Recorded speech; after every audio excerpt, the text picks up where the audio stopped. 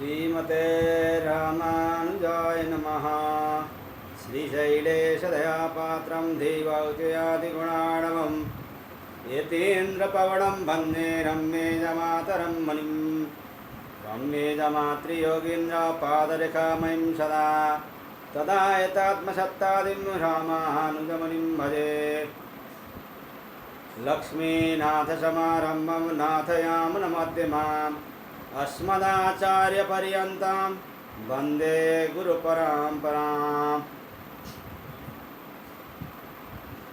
श्रीमच्छठार्यतिराजकृपावलम्बं सौम्योपयन्त्रि गगनाद्रिमुनीन्द्रभवतं वेदान्तयुग्मविशदीकरणप्रवीणं रामानुजं यतिवरं गुरुमाश्रयामः। श्रीमद्काश्यपवंशमद्य गगने श्रीचन्द्रवद्भासितं श्रीमद्वेङ्कटनाथसेवनरतं बाणाचलोपासकं श्रीमदशोधनार्यकृपया सम्प्राप्य मन्त्रादिकं वन्देऽहं बुधवर्यमाधवगुरोः पादारविन्दं सदा।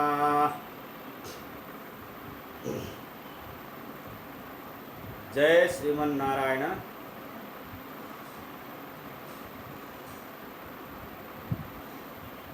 हम लोग उपनिषद का सत्संग रोज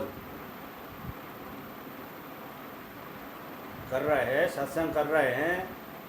आप लोग सत्संग सुन रहे हैं। उपनिषद वेद में जितने शाखाएं हैं उतने ही उपनिषद होते हैं।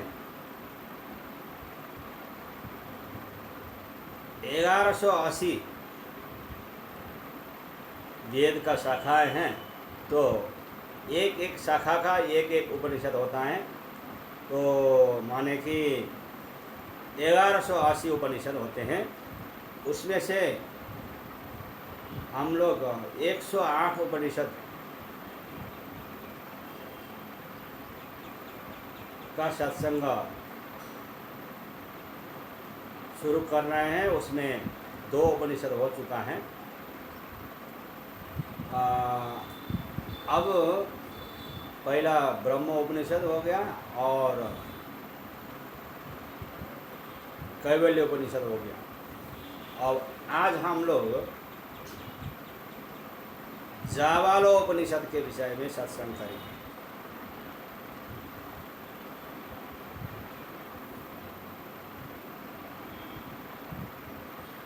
जाबालोपनिषद उपनिषद परिचय पहले आवश्यक है। तो इस उपनिषद में कुछ विद्वान इस उपनिषद को अथर्ववेद से संबद्ध मानते हैं और कुछ अन्य विद्वान इसे शुक्ल यजुर्वेद से संबद्ध मानते हैं।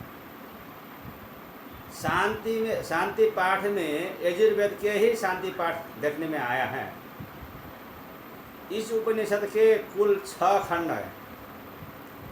प्रथम खंड में बृहस्पति और याज्ञवल्क्य का संवाद है।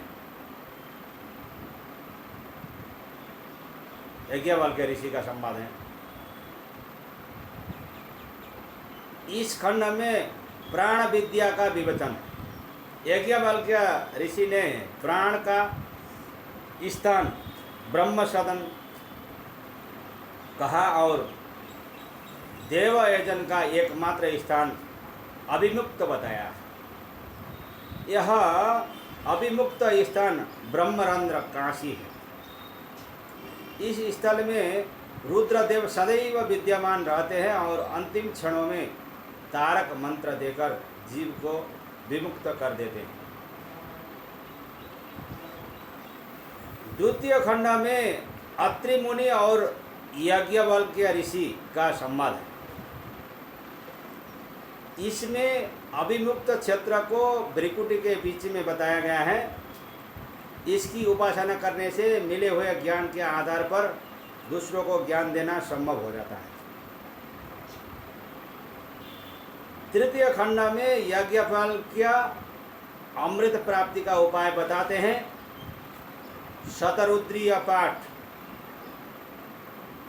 ही यह उपाय है, वह मृत्यु पर विजय प्राप्त करवाता है।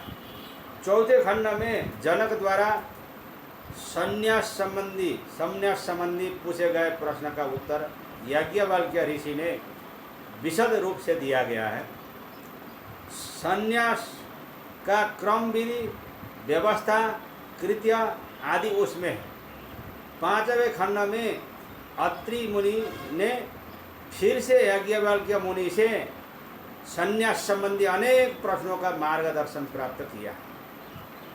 इसका सार तत्व यह है कि सन्यासी को मन वाणी से पूर्णतया विषय विकारों से दूर रहना चाहिए। और छठे खंड में संवर्तक, आरुणि, श्वेतकेतु, दुर्वासा, ऋभु आदि सन्यासियों के आचरण की समीक्षा की गई है। और अंत में दिगंबर परमहंस का लक्षण बताया गया। ये उपनिषद, तो उपनिषद का शांति पाठ है।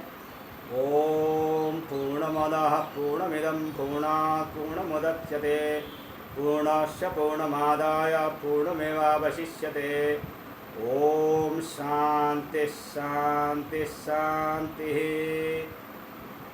ओम रूप में अभिव्यक्त वह परब्रह्म पूर्ण है और वह कार्य ब्रह्म जगत भी पूर्ण है, क्योंकि पूर्ण में से ही पूर्ण होता है। एवं प्रलय के समय पूर्ण का कार्य ब्रह्म का पूर्णत्व लेकर अर्थात स्वयं के भीतर समाकर पूर्ण ब्रह्म परब्रह्म ही शेष रह जाता है। पूर्ण से पूर्ण निकालेंगे फिर भी पूर्ण ही रहेगा। इस प्रकार से ये परब्रह्म ही शेष रह जाते हैं। प्रथम खंड में ओम बृहस्पतिरुवाच याज्ञवल्क्यं यदनु कुरुक्षेत्रं देवानां देवयेदनं सर्वेषां भूतानां ब्रह्मसदनम् अभिमुक्तं वै कुरुक्षेत्रं देवानां देवयेदनं सर्वेषां भूतानां ब्रह्मसदनम् तस्माद् यत्र क्वचन गच्छति तदेव मन्येत तदविमुक्तमेव इदं वै कुरुक्षेत्रं देवानां देवयेजनं सर्वेषां भूतानां ब्रह्मसदनम् अत्र हि जन्तोः प्राणेषु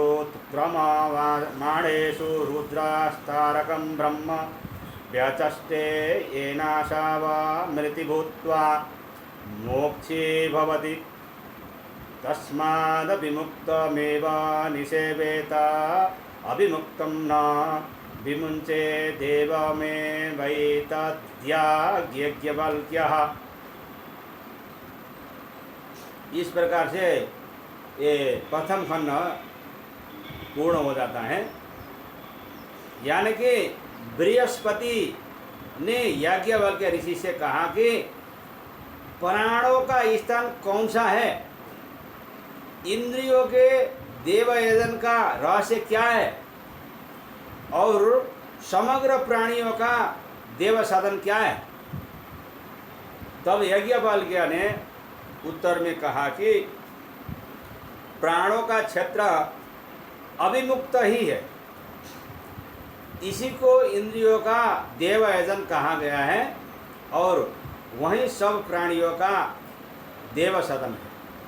इसीलिए किसी भी स्थान पर जाने वाले मनुष्य को यही समझना चाहिए। वहीं कुरुक्षेत्र प्राण स्थान इंद्रियों का देवयजन है और समस्त प्राणियों का ब्रह्म स्थान ब्रह्म सदन है।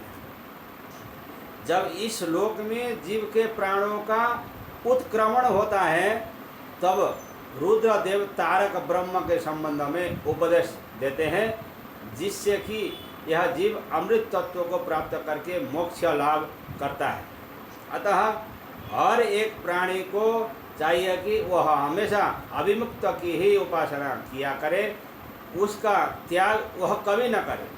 इस प्रकार ऋषि याज्ञवल्क्य ने यह तथ्य प्रकट किया गया। पाप कर्म के क्षेपण पूर्वक स्वजनों का परित्राण करने वाला कुरुक्षेत्र कहा जाता है, अथवा कु पृथ्वी, उसमें होने वाला रूह प्राण है, उसका क्षेत्र यानी शरीर को भी कुरुक्षेत्र कहा जा सकता है। इस खंड में इस प्रकार से बृहस्पति और याज्ञवल्क्य ऋषि का संवाद यहाँ पर प्रथम खंड में पूरा हुआ। अब द्वितीय खंड। अथ हैनमात्रेः प्रपच्छ याज्ञवल्क्यं यशोऽनन्तो व्यक्त आत्मा तं कथमहं विजानीयामिति।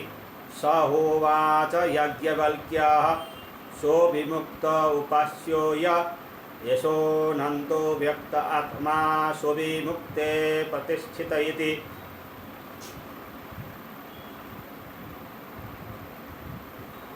सोऽविमुक्तः कस्मिन् प्रतिष्ठित इति। वर्णायं नास्यं च मध्ये प्रतिष्ठित इति। का वै वर्णा का च नासीति।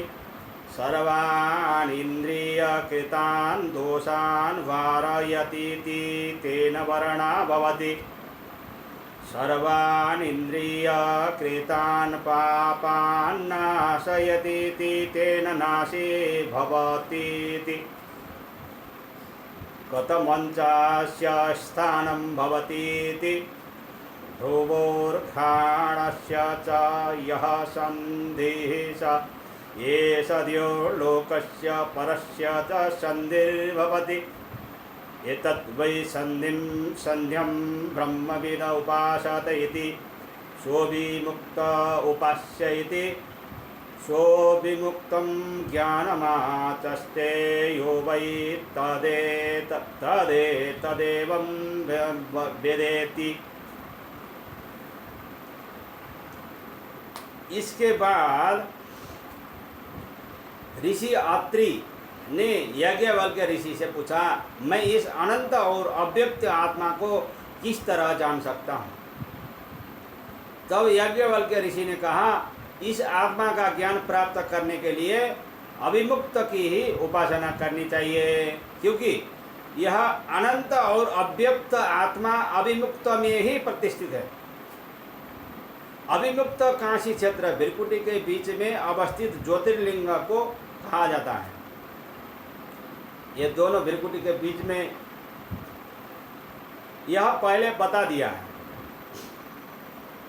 यह अभिमुक्त किस में प्रतिष्ठित है, ऐसा पूछने पर याज्ञवल्क्य बोले, वह वर्णा और नासी के बीच में अवस्थित है।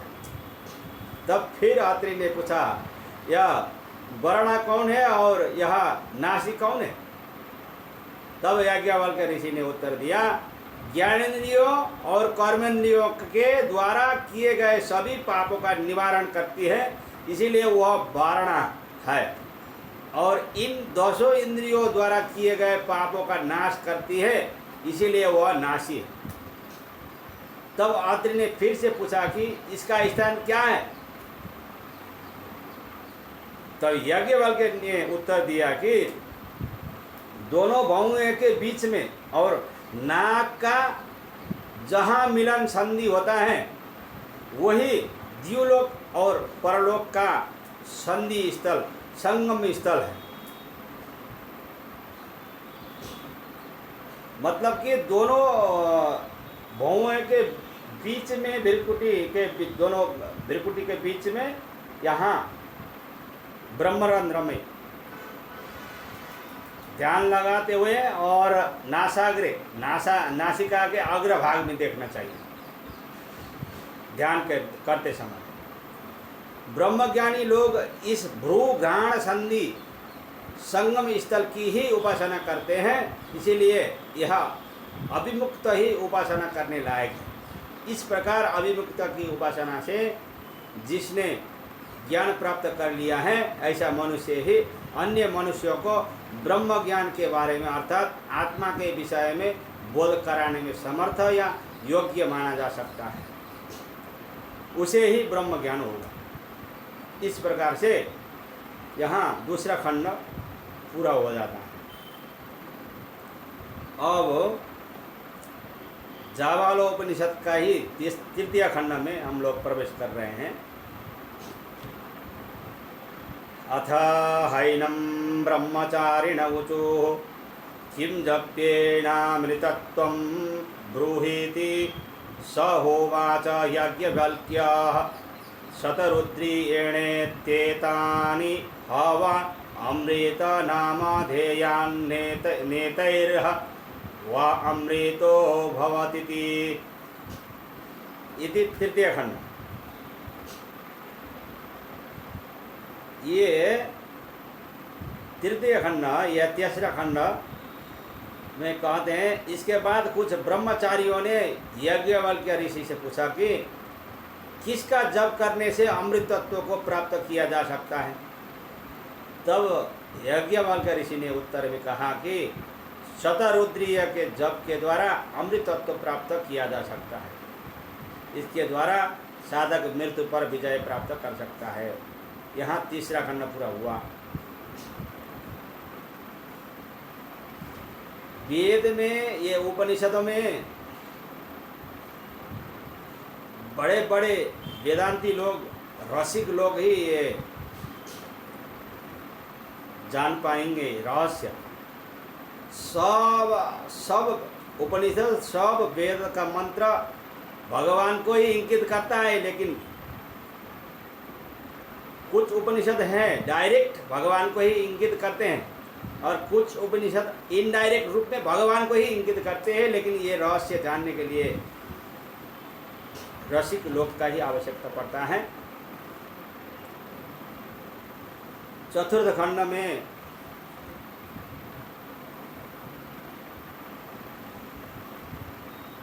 हम लोग अब प्रवेश कर रहे हैं जावल उपनिषद में। अथः जनको वैदेहो याज्ञवल्क्यमुपसमेत्योवाच भगवन् सन्न्यासमानुब्रूहीति सहोवाच याज्ञवल्क्यः ब्रह्मचर्यं समाप्य गृही भूत्वा वनि भवेत् वनि भूत्वा प्रव्रजेत् यदि वेतरथा ब्रह्मचर्यादेवा प्रव्रजेत् गृहाद्वा वनाद्वा अथ पुनर्व्रति वा स्नातको वा उत्सन्नाग्निरनग्निको वा यदहरेव विरजेत् तदहरेव प्रव्रजेत्। एक बार विद्या के राजा जनक ने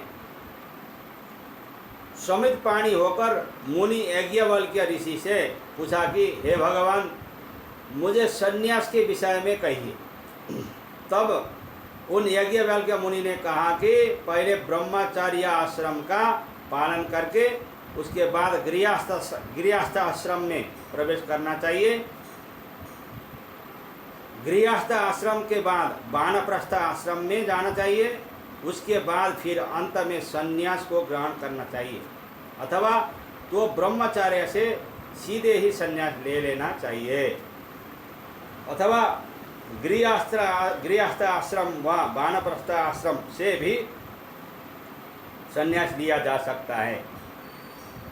और बताते हैं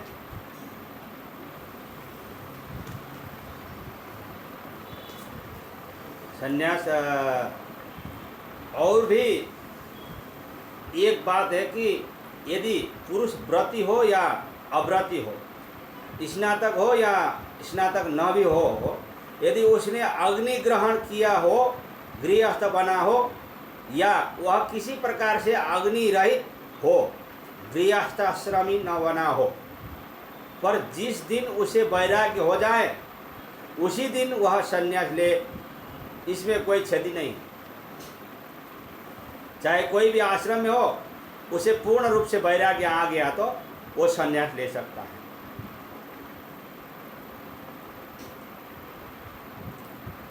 तद्धैके प्रजापत्यामेविष्टं कुर्वन्ति तत्तथा न कुर्यादग्नेयमेव कुर्यात्। अग्निर्ह वै प्राणः प्राणमेवैतया करोति पश्चात् तैधातवीयामेव कुर्यात्। एतयैव त्रयो धातवो ये दूतसत्त्वं रजस्तम इति। अयं ते योनिर्ऋत्वियो यतो जातो अरोचवा चथा तं प्राणं जानन्नग्न आरोहाथनो वर्धयारयम्। इत्यनेन मन्त्रेणाग्निमाजिघ्रेत्। एष हवा अग्निर्योनिर्यः प्राणः प्राणं गच्छ स्वाहेत्येव मे वै तदाह। इस प्रसंग में कुछ लोग प्रजापत्य इष्टि करते हैं, परंतु ऐसा नहीं करना चाहिए। उनको आग्नेयी इष्टि करनी चाहिए, क्योंकि अग्नि ही प्राण है। अग्नि की इष्टि करने से प्राण की अभिवृद्धि होती है। इसके बाद इन्हें त्रिधातु इष्टि करनी चाहिए। सत्व, रजस और तमस ये तीन धातुएं हैं। अनुक्रम से शुक्ल, लोहित और कृष्ण अनेक वर्ण हैं। इन इष्टियों के करने के बाद इस मंत्र से अग्नि का अवग्रहण करना चाहिए कि हे अग्नि, आप प्राण को दग्ध करने वाले हैं, आप प्रकाश और बुद्धि को प्राप्त कराने वाले हैं। आप हमारी भी वृद्धि करें। जो अग्नि की योनि, अग्नि का उत्पत्ति स्थान है, वह प्राण है। अतः हे अग्निदेव, आप उस प्राण में प्रविष्ट हो, ऐसा कहकर आहुति देनी चाहिए। ग्रामादग्निमाहृत्य पूर्ववदग्निमाघ्रापयेत्। यत् अग्निं न विन्देदप्सु जुहुयात्। आपो वै सर्वा देवताः सर्वाभ्यो देवताभ्यो जुहोवि स्वोहेति हुत्वा समुद्धृत्य प्राश्नीयात् साज्यम् अभिरानामयम्। मोक्षमन्त्रास्त्रयैवं विन्देत् तद्ब्रह्मैतदुपासितव्यम्। एवमेवैतद् भगवन्नीति वै याज्ञवल्क्यः। गांव के किसी क्षत्रिय के घर से अग्नि को लाकर पहले कहे गए मंत्र से उसका अवग्रहण, सूंघने की क्रिया करना चाहिए।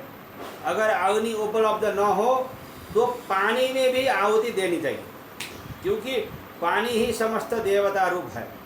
मैं समस्त देवताओं को आहुति दे रहा हूँ, ऐसा भाव करके जल में आहुति देकर घी से युक्त उस बाकी बचे हुए हविष्यान्न को उठाकर भक्षण करे।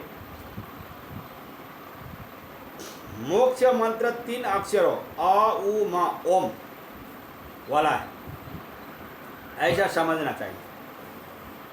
वही ब्रह्म है, वही उपासना के योग्य है, ऐसा याज्ञवल्क्य ऋषि ने कहा।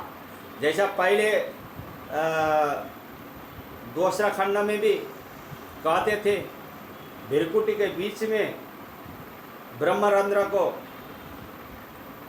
और ये नासाग्र निहारते हुए जो ध्यान करने के विधि बताए थे, वो भी ओमकार का है।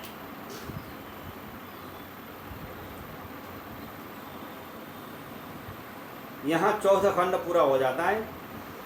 अब पंचम खंड में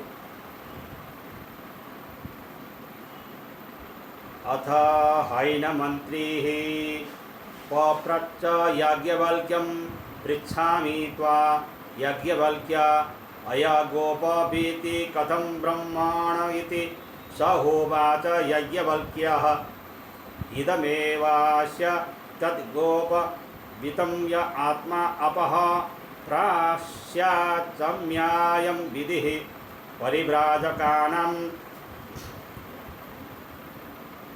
वीराध्वाने वानाशके वापं प्रवेशे वाग्निप्रवेशे वा महाप्रस्थाने वा अथ परिव्राट् विवर्णवासा मुन्नो परिग्रहः शुचिरद्रोही ऐक्ष्याणो ब्रह्मभूयाय भवति यद्यातुरः स्यान्मनसा वाचा संन्यस्येत् एष पन्था ब्रह्मणा हानुवित्तस्तेनैति सन्न्यासी ब्रह्म विदित्येव मेव वैश्य भगवन्नीति वै याज्ञवल्क्यः। इसके बाद अत्रि ऋषि ने याज्ञवल्क्य ऋषि से पूछा, हे याज्ञवल्क्य ऋषि, मैं आपसे यह पूछना चाहता हूँ कि जिसने यज्ञोपवीत धारण नहीं किया है वह ब्राह्मण किस तरह हो सकता है। तब याज्ञवल्क्य ऋषि ने उत्तर देते हुए कहा, उसका सन्यासी का आत्मा ही यज्ञोपवीत होता है। परिव्राजकों के लिए तो यही विधि है कि वह जल से 3 बार प्राशन और आचमन करे।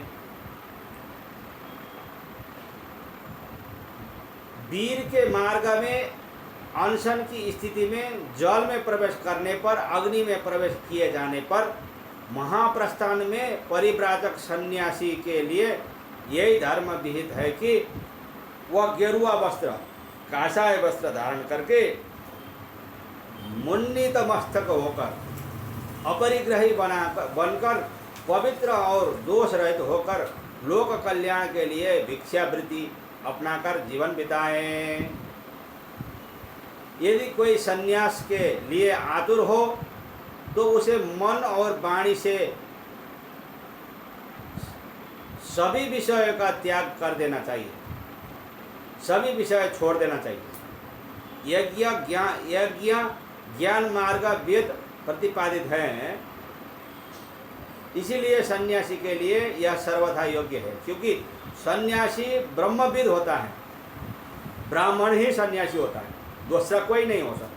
इस तरह याज्ञवल्क्य ने अपना मत प्रकट किया। यहाँ पर 5वां खंड पूरा हो जाता है। अब 6ठा खंड में 6ठा खंड, तत्र परमहंसा नाम संवर्त कारुणी श्वेतकेतु दुर्वासा ऋभु निदाघाज जड़भरत दत्तात्रेय रैवर्तक अप्रभृतयो व्यक्तलिंगा अव्यक्ताचारा अनुन्मत्ता उन्मत्तवदाचरन्तः त्रिदण्डं कमण्डलुं शिक्यं पात्रं जलपवित्रं शिखां यज्ञोपवीतं चैतत्सर्वं भूः स्वाहेत्यप्सु परित्यज्यात्मानमन्विच्छेत्। संवर्तक, आरोणी, श्वेतकेतु, दुर्वासा, ऋभु, निदाग, जड़भरत, दत्तात्रेय, रैवर्तक आदि ये सब परमहंस सन्यासी हुए। वे सब सन्यासियों के चिन्हों से रहित ही थे। उनका आचरण भी अव्यक्त था। वे भीतर से पागल न होते हुए भी पागलों का सा वर्तन करते थे, व्यवहार करते थे। ऐसा सन्यासी त्रिदंड कमंडलु, शिखा, जल जल पवित्र पात्र, भिक्षा पात्र, शिखा योग्य पवित्र, इन सब को भू स्वाहा ऐसा कह करके पानी में परित्याग कर दे और आत्मा की खोज अनुसंधान में ही लगा रहे।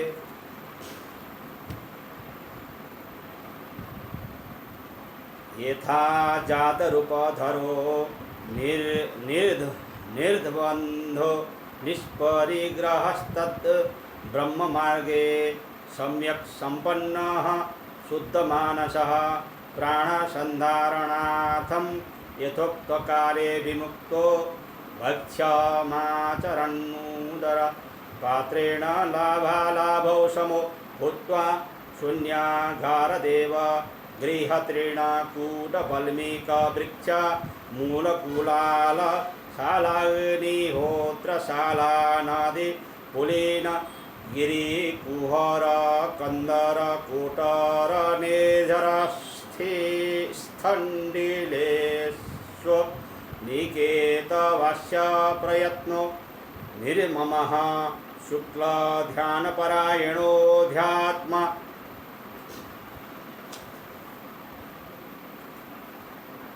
शुक्लपरायणोऽध्यात्मनिष्ठ शुभाशुभ कर्मा निर्मूलनापरः संन्यासेन देहत्यागं करोति स परमहंसो नाम स परमहंसो नामेति। परमहंस सन्यासी, सन्यासी में आश्रम उपनिषद में बताया अनुसार 4 सन्यासी कहे गए हैं, कुटीचक, बौद्धक, हंस और परमहंस। और नारद परिव्राजक उपनिषद में 6 प्रकार के सन्यासी के विषय में आता है। उसमें 5वां नंबर में तुरीयातीत और 6वां नंबर में अवधूत आता है। परमहंस सन्यासी यथाजात रूपधारी अर्थात निर्दोष, निर्दंश, निश्चल और निष्प्रिय होता है। वह निर्द्वंद, अपरिग्रही, तत्वरूप ब्रह्म मार्ग में अच्छी तरह संपन्न, निर्मल मानस वाला, जीवन मुक्त होने से केवल प्राण धारण करने के लिए ही उदर रूपी पात्र से भिक्षा आदि ग्रहण करने वाला होता है।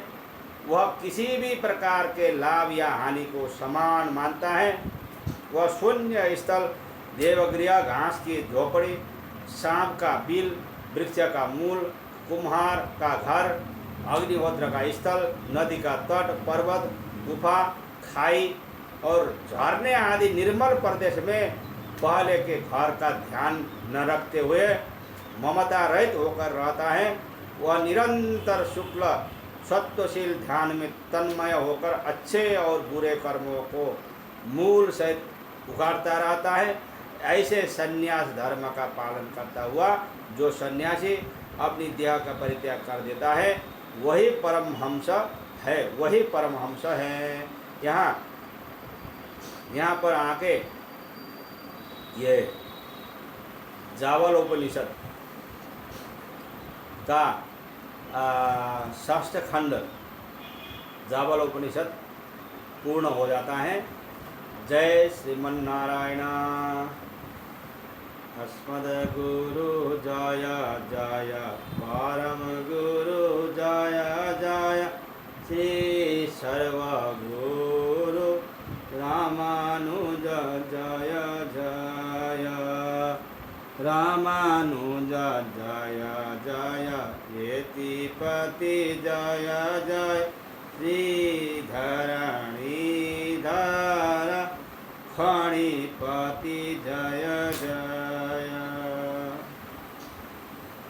सठरिपु जय जय, कारिसेनु जय जय, श्री विश्वसेना मुनि सेनापति जय जय। जय श्रीमन्नारायण।